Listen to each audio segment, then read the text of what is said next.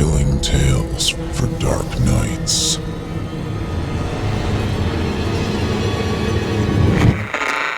Want to make sure you never miss a Chilling Tales for Dark Nights video again? Be sure to subscribe and hit that bell to turn on notifications.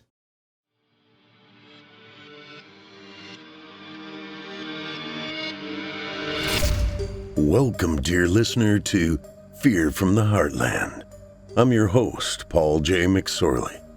Set aside some moments now and take an adventurous ride on a journey into the psyche of some talented writers. They will dig into your being and titillate you. Oh, I love that word, titillate. While the stories may not all take place in the Heartland, I am delivering them to you from the Heartland. My intention is to strike fear and confusion into the mind, soul, and yes, the heart. This is Fear from the Heartland.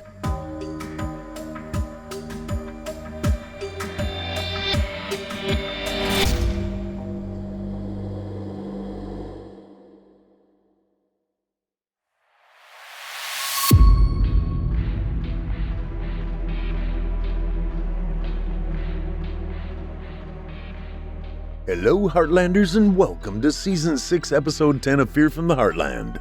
I'm your host, Paul J. McSorley. Hey, Heartlanders, you guys patrons yet? Visit simplyscarypodcast.com and click Patrons in the upper menu to join the club. You'll get ad-free versions of this and all our other podcasts, including hundreds of standalone releases from our audio archives dating back to 2012. It's a great way to show your support, and you get a whole lot for it. Before we go any further, hit the like button. At this moment in your life, nothing is more important than hitting the like button. Thank you. We may now continue. I went into work early today and switched as many of the M and N keys as I could on all the keyboards. Some might call me a monster.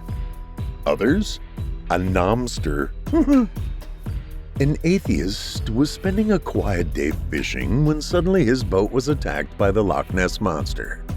In one easy flip, the beast tossed him and his boat high into the air.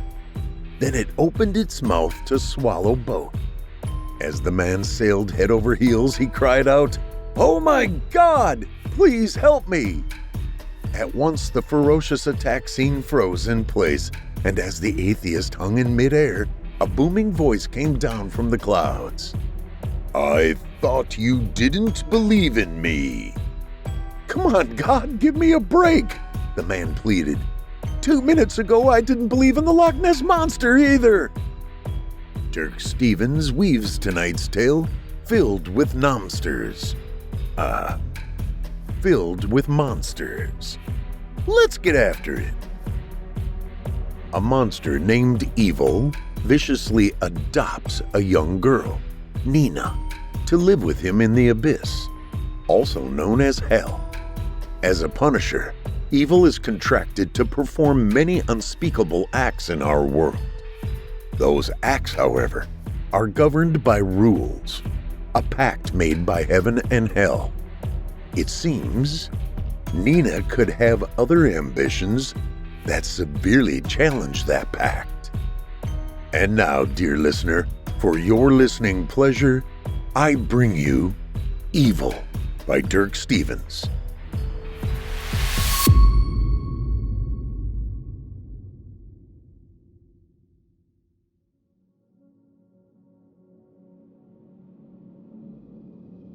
God, it's cold. Shivering, I push my hand out of my coat sleeve. Check my watch. 7:30. It won't be long now. I scan the edge of the field just to be sure, then reach for the thermos. I twist off the cap. Steam rises from the opening. The scent alone's enough to get the blood flowing, but it's the heat I need. I don't bother with the cup. Don't take my eyes from the path. I know how much time I have. The bitch is nothing if not predictable. Up at 6, shower, cereal in a robe, then it's time to get the daughter ready. cute kid. I wipe my lips dry on my sleeve and screw the cap back on. Doesn't know a damn thing about the world, but cute. I set the thermos back down on top of I glance over at the slide, the ladder of twisted tubes on the other side, the bridge between, and pull my hand back inside my sleeve. Whatever they call this crap. Cold stings the ends of my toes. I flex them, just to keep the blood flowing, and heave out a silent groan. Smoke rises from my nostrils. Damned bitch couldn't be early. No, of course not. That'd break the goddamn routine, wouldn't it? And routine is the routine. Doesn't make a damned difference what else happens.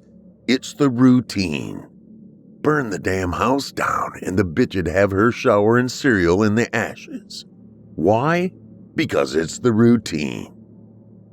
A twinge of red jerks my attention to the far end of the soccer field. There she is, wearing her red shirt because, oh my God, it's Monday. I swear. But the way she's moving, something's wrong. I squint against the sun to be sure, but son of a bitch, she did it. She actually did it. Damned whore and her routines. I snarl and spit at the base of the slide.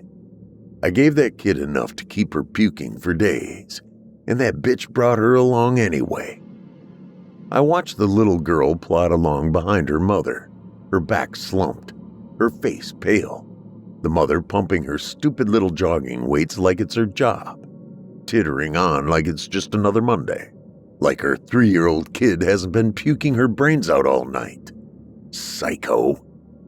They round the swing at the far end of the playground, kid stumbling along like a zombie. Ah, hell. I push my hands free, scratch behind my ear, and crouch down. This is not how I wanted this to go. The girl looks up. Her eyes meet my stare. Flick to my tail, my claws. She staggers back. The mother spins around, still pumping her weights. Come on. The bitch's voice bubbles. Gotta keep that figure. The girl stares up at her mother like she's insane, then levels a finger at my face. Monster. The bitch stops pumping, tosses a quick glance over the playground, and squats down in front of her daughter. Sweetie, there's no such thing as monsters. The girl's gaze flicks back and forth between me and her mother, barely able to stand. Probably doesn't even know where the hell she is. And that's when my alarm goes off.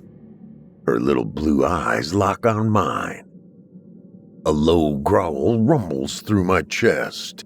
Shit, I'm out of time. The bitch needs to die. Now. Sorry, kid, I groan. You weren't supposed to see this. Nina. Keep up, kid. I glance up just in time to catch Dad's smile before he turns his head back around. He doesn't slow down. He never does. But it's just his way of making me strong. Never ask for help. Never expect anyone to make anything easier. That's a trap, kid. Someone does something for you, they're looking to get more than they gave. If you can't tell what they want right off, it ain't a price you want to pay. That's what Dad says.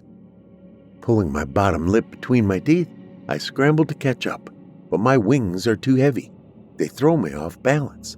I can still run all right, but it's more of a hobbling, skipping, waddle sort of thing than actual running, and it takes a bit to build up momentum. I just pick up a good rhythm when I catch a group of imps lounged out on the steps in front of their apartment building watching me go.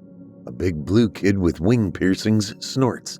His lips curl up like he's about to say something, but then he glances over at Dad, clears his throat, and goes back to picking his toes. Yeah, that's what I thought. I don't say it, I think it, but even compared to an imp, I'm not all that tough. Dad's badass. The only freelance Punisher around, which is a big deal. See, Punishers don't have a lot of friends. Well, any, actually. It kind of comes with the territory. You want someone hurt or killed, you write up a contract detailing who, how, if there's torture, all the details, and the Punisher punishes them. It's good money, but like you can probably imagine, it makes a lot of enemies. That's what the guilds are about. Join a guild, they take a fee, and if anyone wants to start something, the whole guild jumps in. Dad? Well, I glanced down at the barb at the end of Dad's tail poking out from under his duster. Nobody messes with me when Dad's around. Nobody. But I'm not Dad. My wings aren't really mine. Dad gave them to me a few years ago for my birthday. I asked him how come other kids my age had wings and I didn't. I didn't want wings. I was just wondering, but he gave me these anyway. Said he ripped them off some ass-wing barista who spilled his coffee. I think he was joking. Then again, Dad does love his coffee. Anyway, he was so...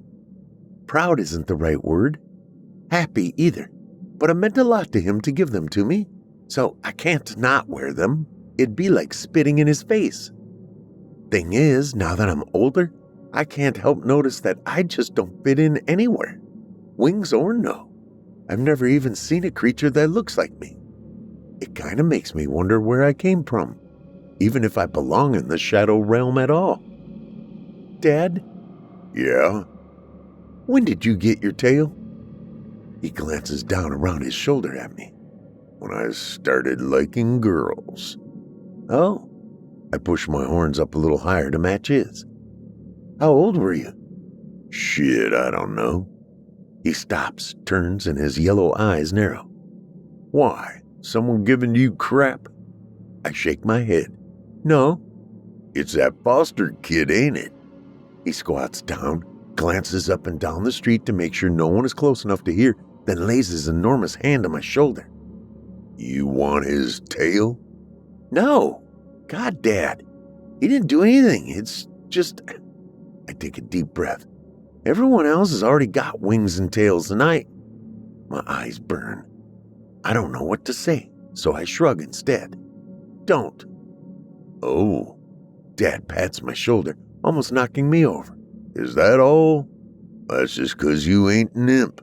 Look at me. I ain't got no wings. I take in his black scaled skin, his ebony horns and claws, his fangs. My lips pull into a smirk. I guess we do kind of look the same. I mean, we both have 2 legs, 2 arms, hands. We both move the same when I'm not wearing the wings. But I glance over at his huge hand covering half my body. My teeth are flat. My skin doesn't have scales. My legs aren't shaped like his, and I don't have poisonous retractable claws in my toes. But it's not just that. I'm 12 years old, and I barely come up to his middle. Every other creature I know my own age is at least close to their parents' size, but not me. I get that I'm only half Dad, but something just doesn't fit. What was Mom like? I swallow as soon as the question passes my lips. I've never asked him about her before. Not a word. What was she like? Dad's nostrils flare. You don't remember? I shake my head.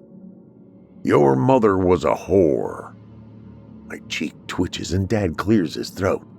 Don't worry, you ain't nothing like her. Warm tingles spread through my chest, and despite my best effort, a smile pulls at the corners of my mouth. Without warning, Dad snatches me by the back of my duster and sets me on his shoulder. Enough of this crap. Fang Churl says he's got a contract for me. Rising to his full height, he snarls, You sure about that Foster kid's tail? Contract day. That means getting dropped off at Oozer ends while Dad takes care of business. Giggling, I plant a kiss on his cheek. I'm sure.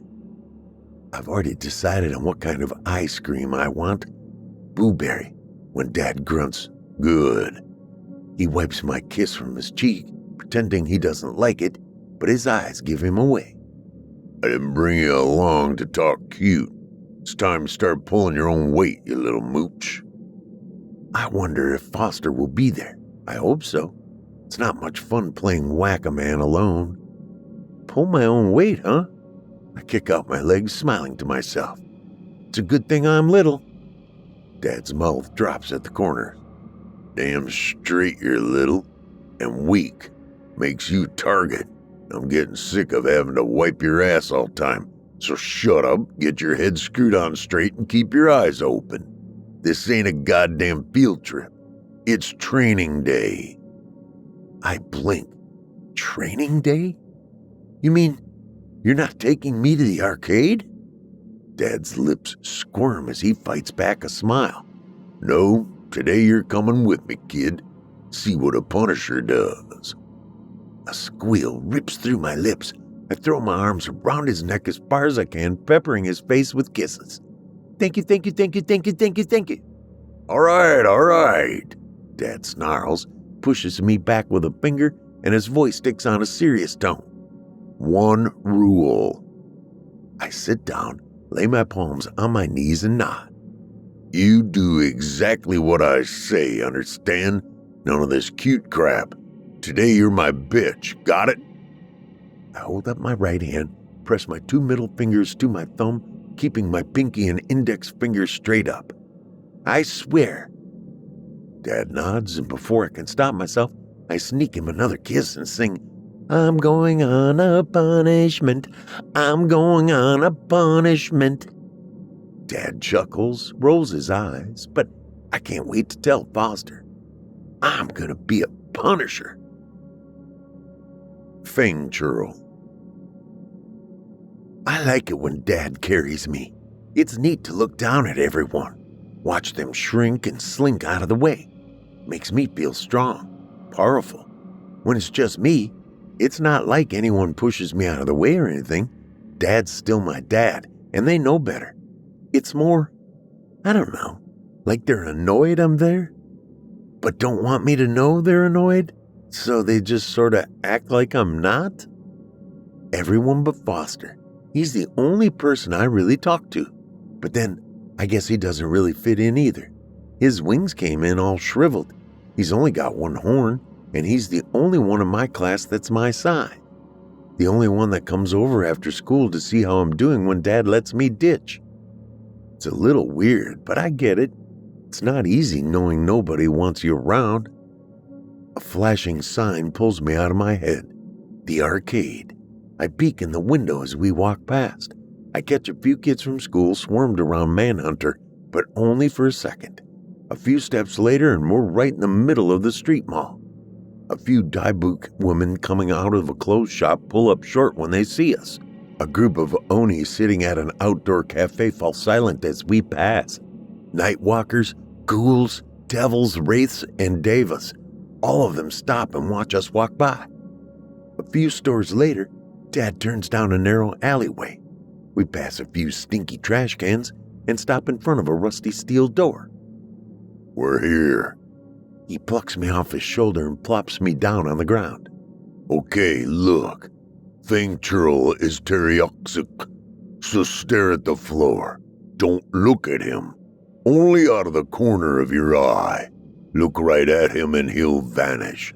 If that happens before we sign the contract, I'm gonna be pissed. Got it? I nod, but my heart's about to beat right out of my chest. He said we, before we sign the contract. Not I, we. Got it. Gives my shoulder a gentle squeeze. All right. Glancing back up the alley, he lifts his hand from my shoulder and stuffs it inside his duster. This'll be your first time, and I don't want you going in naked. He fumbles around inside his coat for a second, then his face twists into an angry scowl. Here. In one smooth motion, he jerks his hand free from his coat, slips something into my palm, and glares at the door behind me like it owes him money. My first wheeler. Take it. It's yours. Mine? I swallow hard. It's just like how he gave me my wings. My gaze drops to the curved handle in my hand, the dark leather sheath concealing the blade. Slowly, I slide my other hand over the leather, slip the wheeler free and gasp. It's the most beautiful thing I've ever seen. Wide at the base but narrow at the tip, its entire length curved like a steel snake. Layers upon layers. Some silver, some black, some copper. That's orichalcum steel, Dad grunts. Cut through anything, but don't lose it, 'cause you won't find another. Barely able to breathe, I lift my arm, point the tip at the wall beside me. It's so light. Fits my hand perfectly. Yeah, made in Atlantis before, you know. An Atlantean blade. I turn it over, gaze down the flat side, and that's when it hits me. Dad said it was his first willa, but the blade is only as long as my forearm. The grip fits my hand like it was made for me. I glance up into Dad's golden snake-like eyes, but he answers before I can ask. Yeah, kid. I used to be a lot smaller. My eyes burn. I know Dad's not big on emotional displays, so for a second, I just stand there, shifting from leg to leg, warmth swelling in my chest like a balloon. And then it bursts, tears streaming down my cheeks. I throw my arms around his neck. I love you, Daddy. He doesn't say it back, doesn't react at all, but he doesn't pull away either. Not until I kiss his cheek. Only then does he push me back, jump to his feet, and cough. Yeah, whatever. He clears his throat. Put that thing away and get your ass inside. Chin shaking, I slide the wheeler back in its sheath, unbuckle my belt, fasten the blade to my hip, and give Dad a nod. Ready? Right. He nudges me out of the way, raises his knuckles to the door, and taps out a rhythm I don't recognize. Remember, he grunts, don't look. Near the top of the door, a little rectangle slides open. 2 cloudy white eyes appear in the gap. Eyes I can tell just by looking at them can't see. Password. Dad leans in close and whispers something that sounds like sniggle wiggle. Ah, the eyes widen. The master has been expecting you. The rectangle slides shut, something rattles, and the door swings in. A shaft of red light spills into the alleyway. A plume of white mist, the scent of burning leaves and sugar. A shriveled skeletal creature motions us forward, then steps back out of the way and bows. Come in. Come in. Dad ducks his head and lumbers inside. I take 2 steps and the creature jumps in front of me with a hiss, its eyes blazing red. Who's this? The master said nothing of a second. Dad's tail thrashes. She's with me. That was not part of the arrangement, the creature spits. The master does not like surprises. A low growl rises in Dad's chest, one I've never heard before. Then go tell him so he won't be surprised. The creature's head whips my direction. Its fangs double in length, but then it snarls and they shrink. Rules, it huffs, tosses up its hands. What good are rules when no one obeys? It spins back around and marches off, sputtering something about guts and blood. I watch it stomp around a low table and vanish behind a curtain of beads. That's when I realize I'm shaking, that I forgot to breathe. What is that? That thing? I puff. Victor, Dad growls, just as an airy shout ripples through the curtain. Victor stumbles backwards through the beads, glances our direction, and bows his head. The master will see you now. Dad reaches down, takes my hand, and pulls me around in front of him. Remember, he hisses, don't look, and pushes me toward the curtain. I stumble through the beads, eyes fixed on the floor, the thick white fur carpet. Ah. A voice blows like wind in the trees. So, you're Evil's new apprentice. Quite the honor. Especially since he's never had one. Not in all the centuries I've known him. No, not one. It pauses. A slurping sound fills my ears and the voice blows again. Yes, you must be quite remarkable to have caught his eye, What is it called? Nina, Dad grunts. She's signing too. In blood?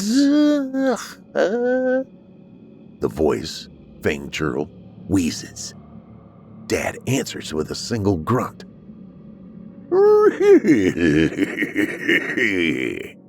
Fanged churl coughs. Yes, quite remarkable indeed. And she is familiar with the terms, I assume? Dad gives me a kick. My gaze jumps to a bowl of tobacco sitting on a table beside a hookah. I don't have a clue, but I don't want to sound like a newbie. Well, not for this contract. Ah, yes, of course. I hear something shuffle around the other side of the table.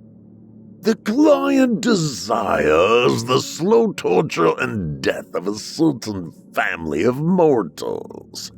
The terms are open, so long as... Fanged churl clears his throat, a paper flaps, and his voice takes on a detached air. Their deaths are long, painful, and each witnessed by the others. Again the flap of paper, and his voice returns to normal. Except for the last, of course. Be inventive. This particular client has a certain, well, shall we say, gift for understatement? Aside from that, timing and means of torment are at your discretion. Standard, really. For your part, Nina, fanged churl continues, Evil has decreed that you are to be full partner. This entitles you to equal share of risk, responsibility, and reward. Meaning, you will receive equal payment, but should Evil fail to fulfill the terms of the contract, you are responsible to see it done, or you, along with Evil, shall be subjected to all the torments described in subparagraph 6, page 66 of the legal code regarding the regulation of punishers in violation, etc., etc. He pauses. Do you accept? My hands go numb. I'm not even sure what all that means exactly. And I don't really get a chance to answer before Dad slaps me on the back, somehow missing my wing, and barks, Of course she does. Very good. Now sign here. A paper slides across the table, stopping next to the hookah, and a pen with a really sharp-looking point rolls up beside. Dad picks up the pen, pokes it into the end of his pinky, signs in blood, and hands me the pen. I glance over the sprawling script, but it doesn't make any more sense in print than when fanged churl explained it, and I don't want to disappoint Dad, so I bite my lip, stab myself in the pinky just like he did, and sign my name next to his. Evil Nina. Wonderful. Contract slips back across the table and out of sight. Looks like you're off to the human world then. Fanged churl's voice fades away, replaced by the sound of a pen scribbling on parchment, followed by a soft thump. I don't envy you. It's always so cold there, even in their summer. Ghastly. Again, the sound of rustling paper. Fanged churl takes a deep sighing breath. 2 envelopes appear beside the bowl of tobacco, one with Dad's name written across the envelope, mine on the other. Well, I suppose that's everything. Happy hunting. And as always, the funds will be deposited into your accounts upon completion of your task. Good day. My hand shakes when I pick up the envelope. Just knowing what's inside, seeing my name with Dad's. My eyes burn. I drop my head to hide the tears, taking a deep shuddering breath to keep from crying. I can't cry, not in front of Dad, but I can't help it. He isn't just taking me along, he trusts me, made me a partner. A single whimper leaks past my lips. My mouth goes dry. I catch it, try to cover it with a cough, but Dad's toes clench. I can't breathe, can't think. He heard. I cried. He heard me cry. Evil. It's like dragging rocks getting Nina out the door. Damned girl's soft. Keeps staring at her contract when she ought to be walking. Chin quivering, eyes all wide and sappy, whimpering like a pup. Pathetic. Move it, kid. She lifts her head, pushes her horns up a little, and gives me one of her stupid little smirks. Some cross between a smile and a frown, like I'm supposed to know what the hell that means. But her cheeks are wet when she pokes through the beads, so she's either sad or happy. Who the hell cares? Victor slinks out of the shadows, bows like the little bitch he is. I trust your meeting is none of your damn business. I snarl, knock the table out of my way, and rip open the door. Damn girl. I stomp out into the alley and give the trash can a kick. Trash flies everywhere. The can bounces off the wall, rolls down toward the street, and rocks to a stop. Damn girl's crying and we ain't even gone nowhere.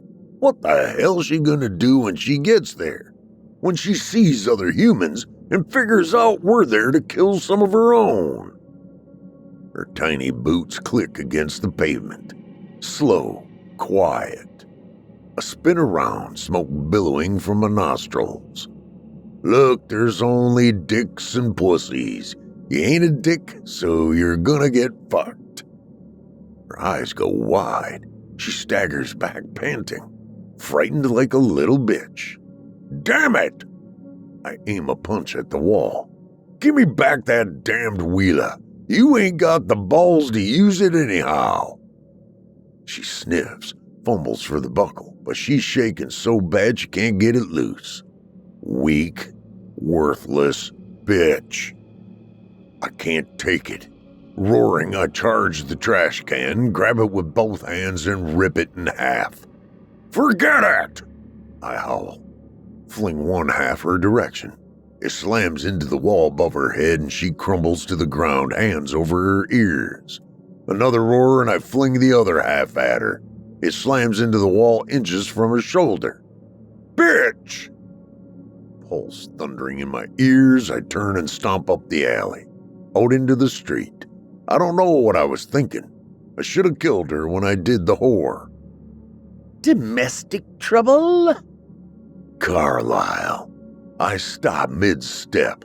What the hell do you want? Me? He leans back against the side of a building, props one foot up on the wall behind him. Nothing. He pulls a knife from his sleeve and gives it a flip. The guild? That's another matter. Two shadows move under an awning a few shops down. Have you reconsidered our offer? A flash of iridescent green jerks my attention to three more creatures watching from the other direction, clad in black armor. All the shoppers are gone. 6 against 1, I snarl. Cute. Tossing back my coat, I crouch down, ready. Well, what are you waiting for? Carlisle raises an eyebrow. Well, to be perfectly honest, Nina. The kid. Damn it. You want that little bitch? I stifle the sulfur burning in my throat and force a smile. Fine by me. Take her. Carlisle's eyes narrow. You know what? After witnessing your tantrum and the surprise in your eyes when you saw me, I quite believe you evil. He sighs. But you see, now you went and took all the fun out of it. My orders were to get the girl, rape her, torture her, only until you agreed to join our merry band, of course. He clacks his tongue. And now I find you no longer care for the girl. Pity. I was so looking forward to it. He nods at the 3 green figures. I suppose we'll have to do it the hard way then. Lads, take him. Nina. I don't know how long I sat there, eyes shut, hands over my ears, curled into a ball, rocking back and forth, trying not to hear. But I can't shut out the roar of Dad's flames, the crashes, screams, the sound of breaking glass as he trashes the market. And it's all my fault. He gave me his wheela. He made me a partner. He trusted me, thought I was strong enough, and I betrayed him. A shrill screech echoes down the alleyway and I shudder. Goddamn cockroaches! Dad's voice howls. The screech melts into a ripping moan and everything falls silent. The warmth leaks from my hands. He's not just smashing stuff.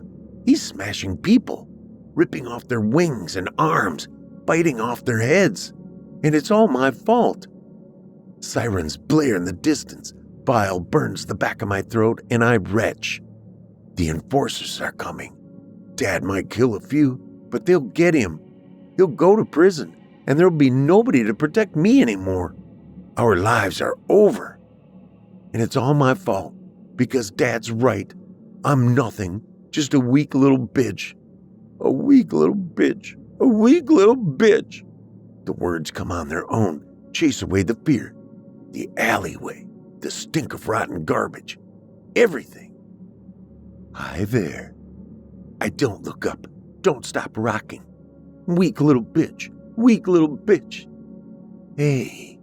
Do you need some candy? Weak little bitch. Weak little bitch. Somewhere on the edge of consciousness, a shape flops down beside me. Yeah, me too. The scent of chocolate mixes with the smell of trash. Sometimes you just need a snack, you know? Chocolate. The smell weaves through the cracks of my chant, and my voice falls silent.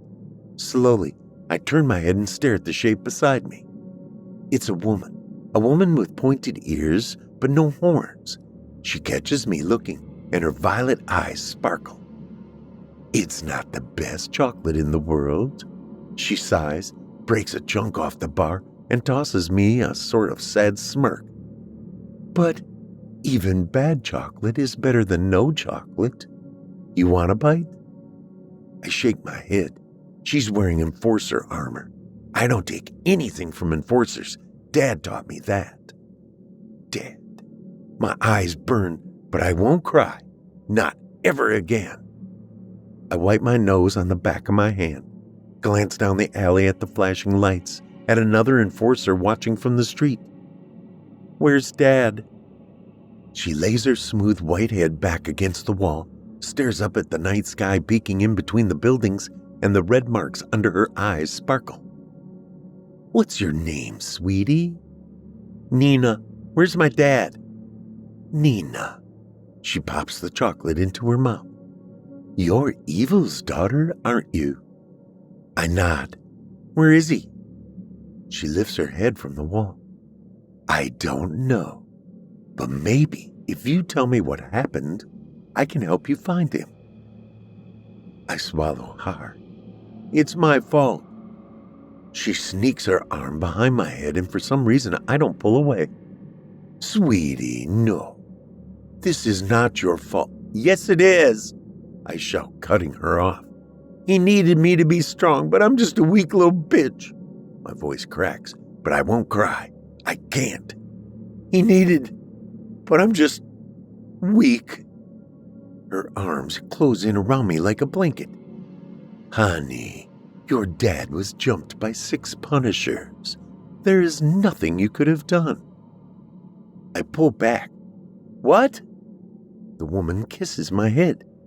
I wish we'd have found you sooner, but from what the other witnesses say, those men came looking for you. If your dad wasn't... She winces like she's not sure what to say. Your dad's probably the only creature this side of hell that could have fought them off alone. You are not weak, Nina, and I promise, for your dad to fight like that to protect you, you are more than precious to him. I pull off my horns. It doesn't make sense. Not after what he said. Not after he... My heart skips a beat. Unless Dad knew they were coming. That's it. That's why he said all those mean things. That's why he went nuts. He wanted to scare me, make sure I wouldn't follow him. He wanted me back here where nobody could get to me. He was protecting me. I glance at the contract still clutched between my fingers. Is he okay? Her mouth trembles at the corners. No, dear, he's not. That's why I need you to tell me if there's some place he might go. A safe place to hide, maybe? I shake my head. Dad doesn't hide. Not from anything. She smirks and holds out her chocolate bar.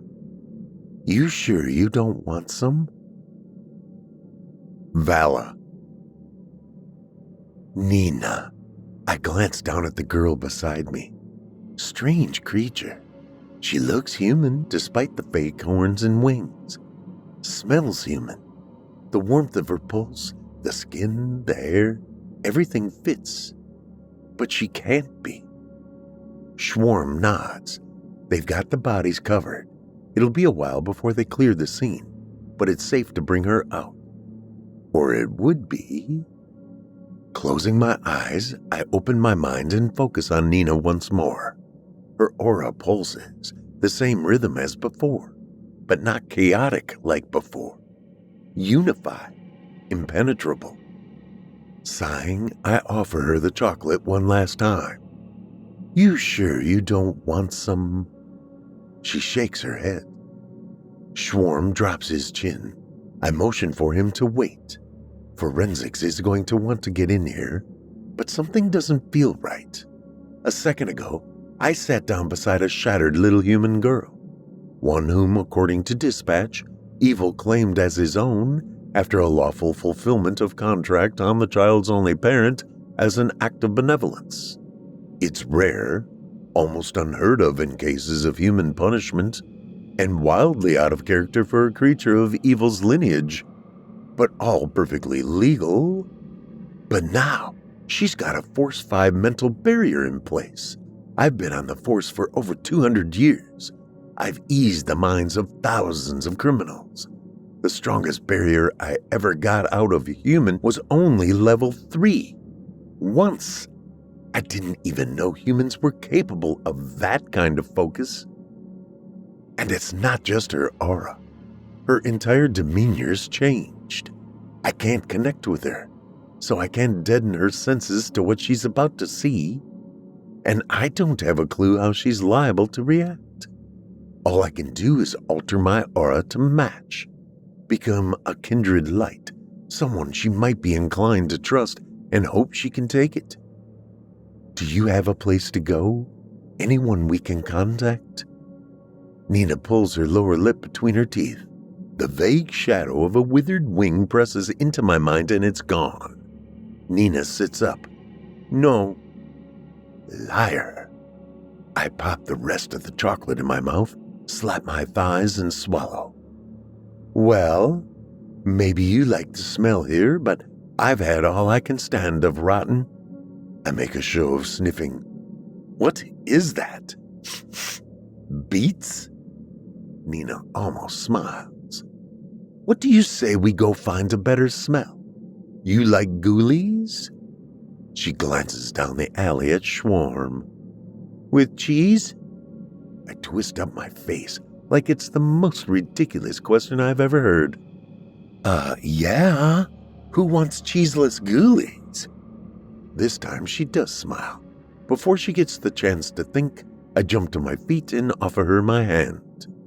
Come on, my treat. She hesitates, but then just when I'm about to adjust my aura, she slips her hand into mine. You know where they got the best ghoulies? Fanics. I pull her to her feet. Fanics? Shaking my head, I focus on the conversation, maintaining a sympathetic resonance and erecting sensory barriers as we walk. Nah, I'd say dweil. Schwarm taps the side of his helmet when we get close, radioing that we're on our way out, for the others to keep back. We clear the alleyway and my heart almost stops. It was my idea to cover the bodies. I thought that if she couldn't see the carnage, I could keep her mind distracted, blind to the gore, the destruction. But what we walk into is an ocean of tarps, blue lumps here and there, flat expanses covering severed limbs and pools of blood. Nina's aura pulses. My hand tightens around hers. I don't have control of her emotions, so I focus on what I can do, dampening her senses, matching my aura to hers. But without the connection to draw on, it's all I can do just to keep walking. Each tarp we pass sends her aura reeling, but somehow we reach the last body, the Manananggal. We're almost there. I take a deep breath, and that's when it happens. A breeze lifts the corner of the tarp. I catch a glimpse of the woman's face, frozen in a death snarl, and Nina's aura explodes. Pain flashes behind my eyes, white hot, and everything goes dark. Her hand slips from my fingers. Nina! I make a blind grab. My palm slams into her wing. I grip it as tight as I can, but it doesn't feel right. Plastic. Gasping, I swing my other arm around to wrap her in a hug, but all I get's an empty coat. Nina, wait! A dim shadow darts around the cruiser. Nina, it's okay! I stumble after her, but by the time I reach the other side, she's gone. Damn it! Head spinning, I fumble for my radio. Be advised, I have a 1057. Be on the lookout for a small human female. A warm trickle leaks down my lip. I sniff, press my finger to my nose, and blink at the blood on my knuckle. What the? I glance back at the alleyway. Fanged churl. I don't know if he'll talk to me. Punishment is usually outside enforcer jurisdiction, but I have to try. No human could hit like that. They don't have that kind of power. Nina. Foster! The whisper echoes off the side of his house. Twitching, I glance down the street, then chuck another rock at his bedroom window. Foster! His light clicks on. Out here! I whisper, shout, and toss another rock. His face presses against the other side of the glass. Somewhere down the street, a dog barks. Tingles explode down my back. Wake up! His window opens. Nina? He says it so loud every hair on my body prickles. God, Foster, shut up! His head pokes out a little further. What are you doing here? It's like 3 a.m. I press my finger to my lips. I know, but I need your help. I glance at the street at the neighbors' windows. I can't stay here. It's too open. Help me up. What? His eyes go wide. But you're a girl, and I'm in my jammies. Oh my God! I'm not gonna look. Come on before your parents wake up. He leans out again and looks down. Ow! Damn it, Foster! I stomp. Give me your tail. His shoulders slump. Fine. Muttering under his breath, he vanishes for a second, then his tail pokes out over the sill. I make one last check to make sure the coast is clear, grab his tail, and just get my feet off the ground when my hand slips. Why are you so slimy? I got tail rash. he groans. Why are you so heavy? Tail rash cream. Yuck. I wedge my fingers between the ridges on the back of his tail, use my boots to grip with my feet, and a few seconds later, I'm standing in his room wiping my hands off on my pants. Turn off the light. Cradling his tail, he sulks over to the lamp and clicks it off. Okay, now, what are you doing here? I stuff my hand into my back pocket, pull out my contract, and hold it out. He snatches it, peels back the flap, and pulls the contract from the envelope. You know, you should have let me leave the light on. Shut up. I know you can see in the dark. He's just all pissy because of his tail. Just read. He shoots me an angry scowl. His gaze drops to the page and his jaw drops. Holy fuck. Is this real? You're a Punisher? I nod and his eyes go back to the contract. Is that your blood? Yeah, my blood and Dad's, which is why I need your help. My help? He lifts a claw to the paper, barely listening. Oh. And that's when I reach into my pants, show him what I found while I was hiding under the cruiser. He almost drops the contract. Is that? I nod. Dad's tail barb. Foster swallows. What happened? Is he? I shake my head. No. A lump settles in my throat, but he's not. He's not. We got jumped by a pack of guild rats. Dad fought him off, but he's hurt, so it's up to me to fulfill the contract. Foster looks like he's gonna puke. No, it's not. You're just a kid. They can't expect you to do that. Just go back and... It's not school, Foster, I almost shout. That's a contract of blood, not an essay from Ms. Dodd.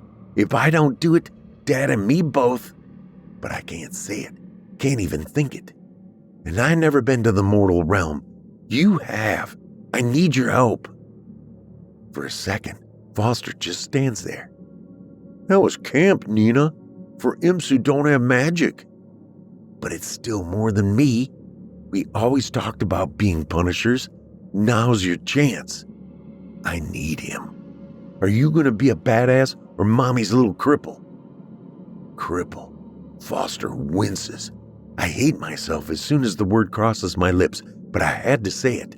I don't even know how to get to the mortal realm, but I'm not sure I didn't go too far. Still, I can't take it back now. I can't show weakness. What's it gonna be? Foster's whole body shrinks, like someone letting the air out of a balloon.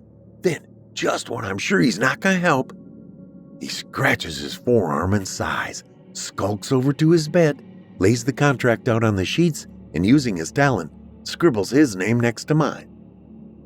Fine, I guess I'll be a badass then. Vala. It doesn't make sense. I take a deep breath and imagine the web connecting everything I know. But I can't settle. I can't believe that jackass actually gave a contract to a kid. Evil? My temple throbs. He's one of Veritra's spawn. Chaos personified. He shouldn't even be allowed in this realm. There's no trace of him. No way of guessing his motives. It's a freaking miracle he hasn't caused more trouble than he has. I snort and Schwarm's aura shifts. I push it away, try to sink back into myself, but it's too late. The moment's gone. Pinching my nose, I lay my head against the window, listen to the soft hum of the cruiser's engine, watch the buildings glide by, but it's not helping.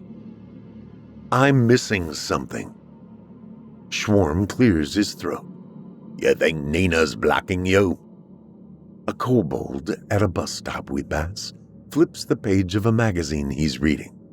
I shake my head. No, it's not that. It's more like I don't have enough information. He doesn't respond, but his aura goes opaque. I lift my forehead off the glass. Look, we aren't gonna find evil. The bastard can flux, I don't even know if he'll turn solid again if he dies. He'll just be gone. You think he took her? No, it doesn't work that way. He can't pull anyone else in with him. I watch Schwarm's eyes move as he drives, the slow, steady gaze of a predator. I don't pretend to know how evil thinks. If it were up to me, I'd have tossed him in a portal centuries ago, but I'm telling you, the guild was right. He loves that girl. The muscles along Schwarm's jawline bulge and relax. If that's true, then you know where to find evil. I almost laugh. Schwarm the analytical. Evil knows Nina signed the contract. If the contract is breached, then she suffers. Evil loves Nina.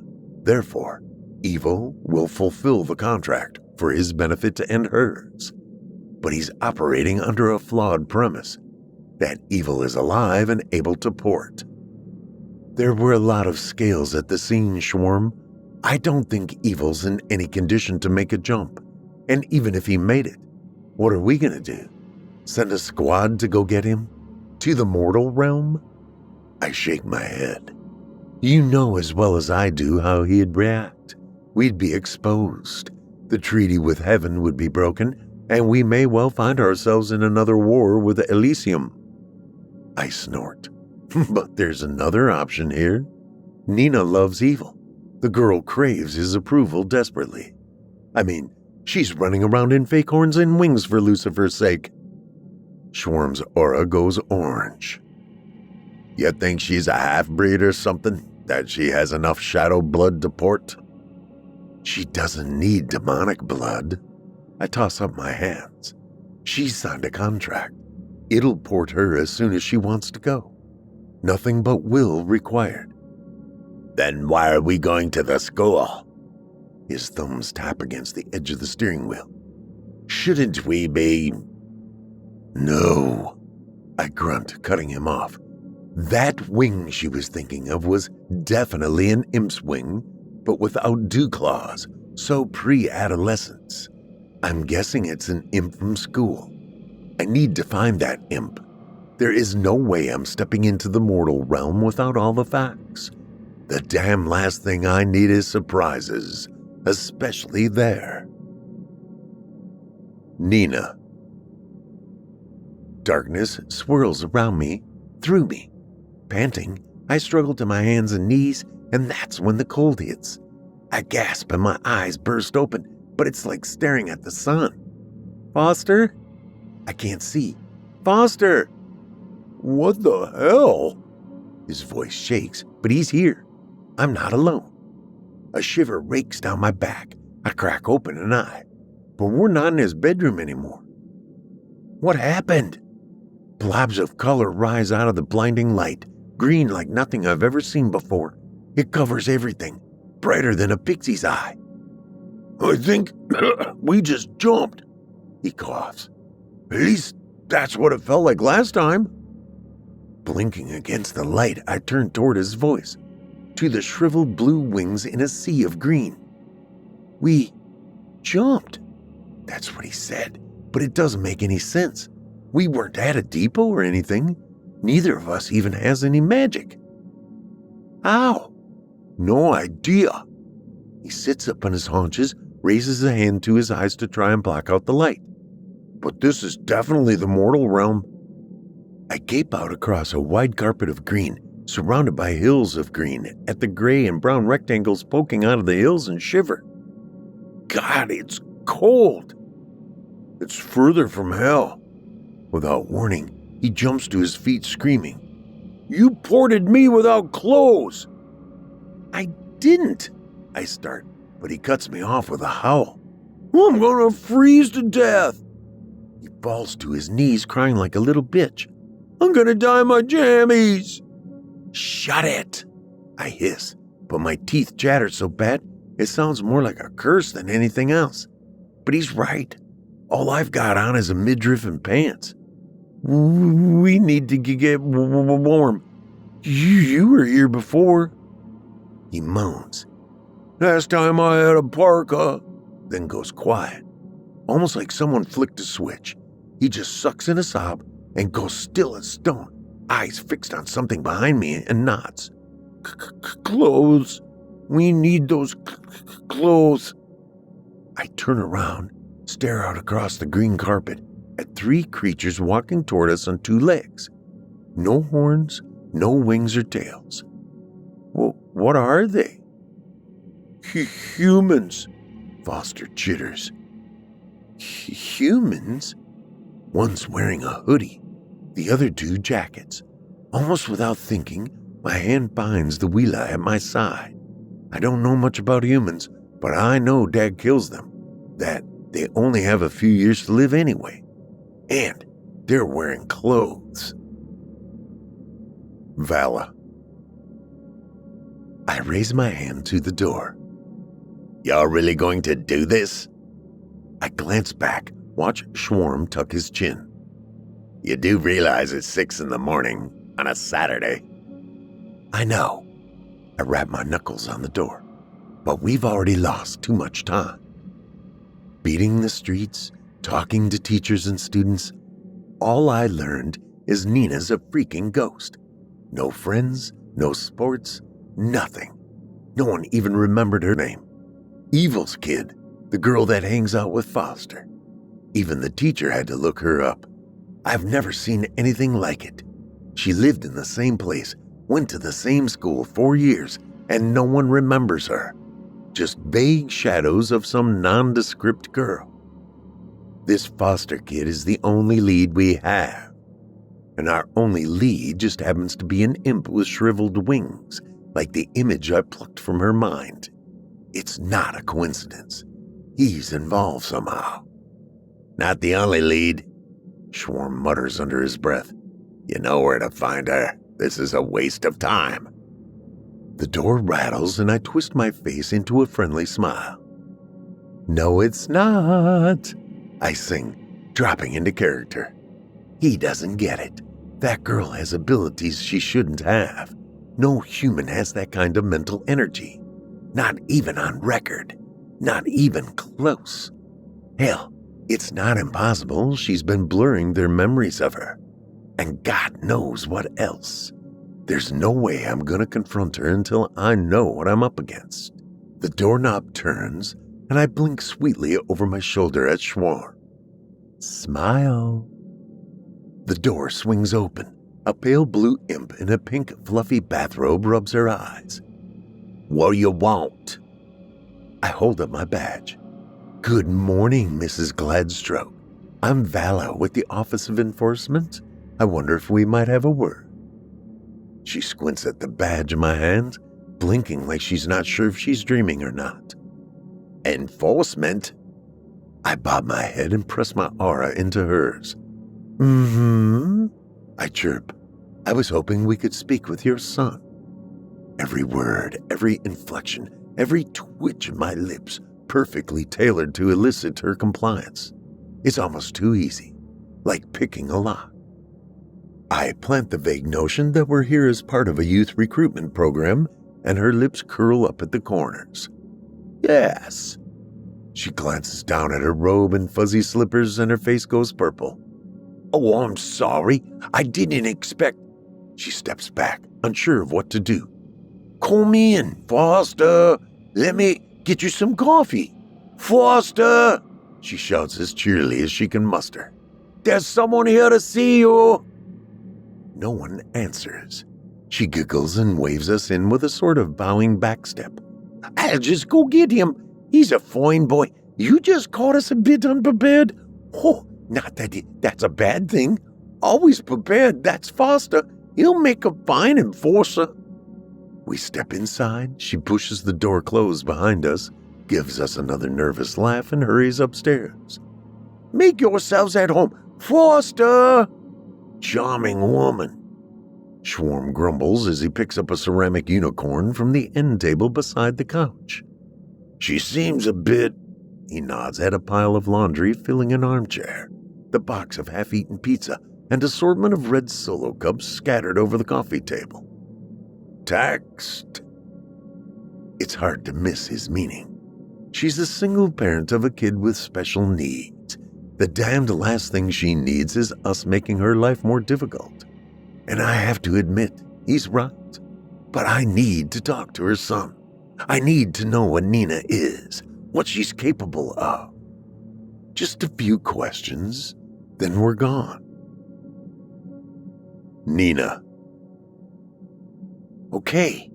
I zip up my new jacket and pull the contract out of my back pocket. So now we know humans can't see us. But how are we going to find our marks? Foster tugs the hoodie off his horn and presses his head through the hole. It's a tight fit, but it works. I had to cut a hole in the pants for his tail, but said he didn't want his wings out. It's not exactly high fashion, but at least we're not freezing to death anymore. And honestly, the blood stains kind of make him look badass. I don't know. What are their names?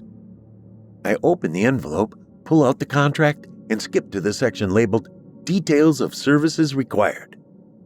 Contractor shall furnish all weapons, poison, and instruments of torture necessary to provide satisfactory service as defined above, and falling under the guidelines laid out in the Charter of Punishment, page 12, subparagraph 3, regarding the duties and responsibilities of agents of hell. Foster's tail twitches. What? I glance back at the contract, but I don't have a clue what any of that means, so I skip down to a list of names. Got it. I hold out the contract to show him, and everything sort of spirals together. The green, the humans we killed, the blue sky, all of it melts together, and then, just like that, we're standing in some weird kind of dungeon between two lines of enforcer cruisers. At least, they kind of look like cruisers, but in all kinds of shapes and colors. A low bang echoes between the cars, followed by two voices. Foster snatches the contract from my hands. Whoa, check it out. He flashes me a wide fanged grin. It's a focus port. But I have no idea what he's talking about. I shake my head and he points to the first name on the list. Look at the contract, think about the target, and it ports you to the mark. He nods at the two humans walking toward us. One of them is this guy. He taps on the name. God, I didn't know it was going to be this easy. Not that easy. I slide my wheeler from its sheath. Which one is it? Foster shrugs. I don't know, just do them both to be sure. Oh, and it's supposed to be slow and painful. I nod, give my wheeler a spin, and slash the nearest man across the belly. His guts spill out like tickets at the arcade. He makes this face like a constipated werewolf mid-howl, and they splat against the floor. And the whole time the other guy just stands there, not even blinking. Not until Foster rips him open with his talons.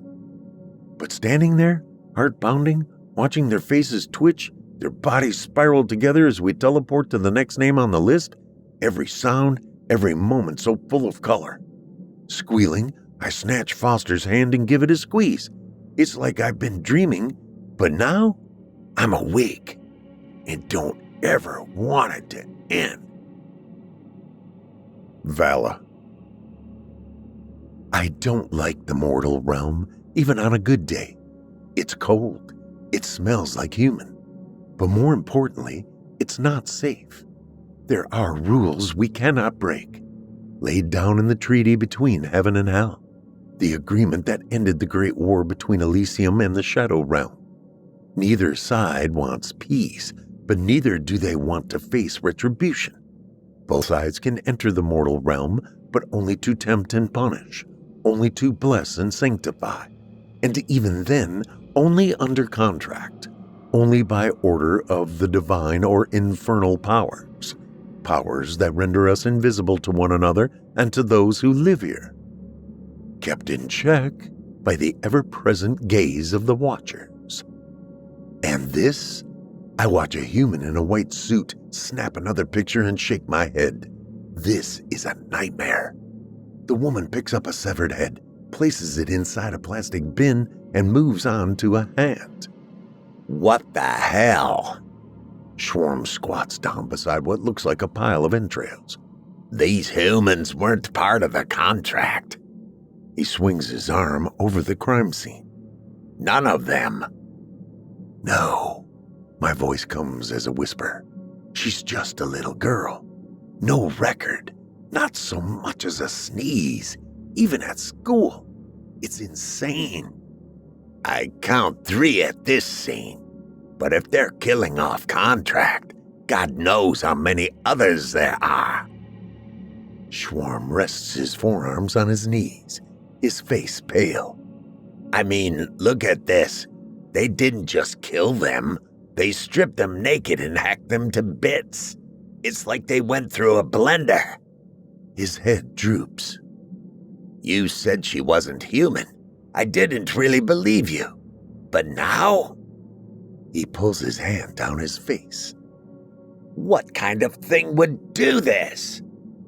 I don't know. I swallow hard. But I bet I know who does. That's why evil took her. That's why he raised her as his own. Evil. Schwarm mumbles a curse under his breath. Even he never did anything like this. What the hell is she? But I can't answer. Schwarm tosses me an exasperated-looking scowl. You know what this means? I nod, numb as the realization presses in on me.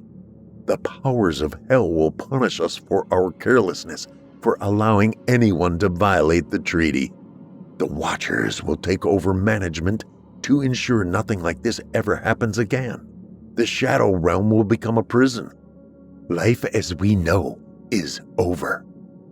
Schwarm falls motionless, captivated by the humans working the crime scene.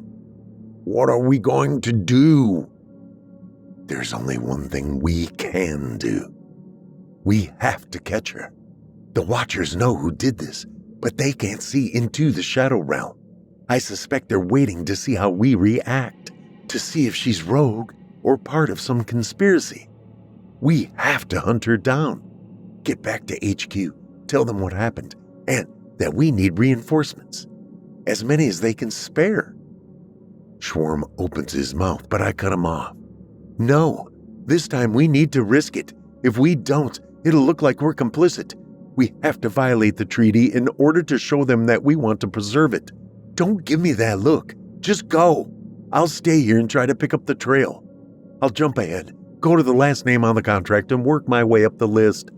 I don't know if I'm already too late, if the bloodlust has taken over, if she's even trying to fulfill the contract. But it's the only clue I have, and if I'm lucky, I can end this now. Before all hell breaks loose.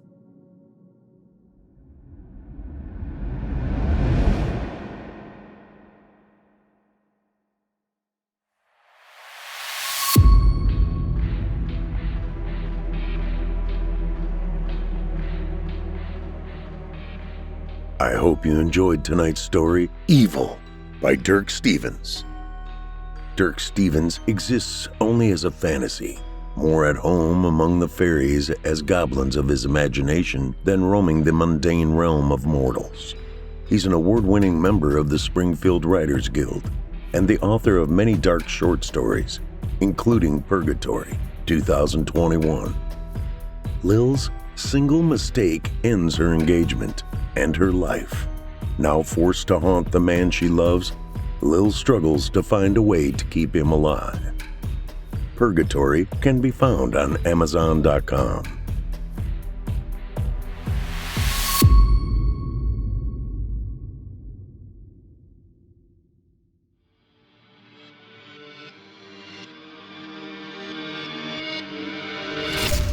If you enjoyed tonight's story, hosted by yours truly, Paul J. McSorley, you can search my name on Chilling Tales for Dark Nights on YouTube for additional previous stories. If you'd like to hear more lengthy tales, be sure to take a look at my audiobooks.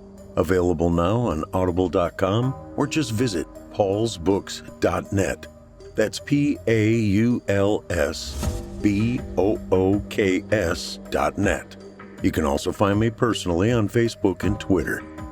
And with that, listeners, Our weekly journey into the psyche has just about come to a close. But before we go, I'd like to take a moment to thank you for joining us for tonight's episode and remind you to take a moment to stop by our iTunes page and leave Chilling Tales for Dark Nights a 5-star review and a kind word.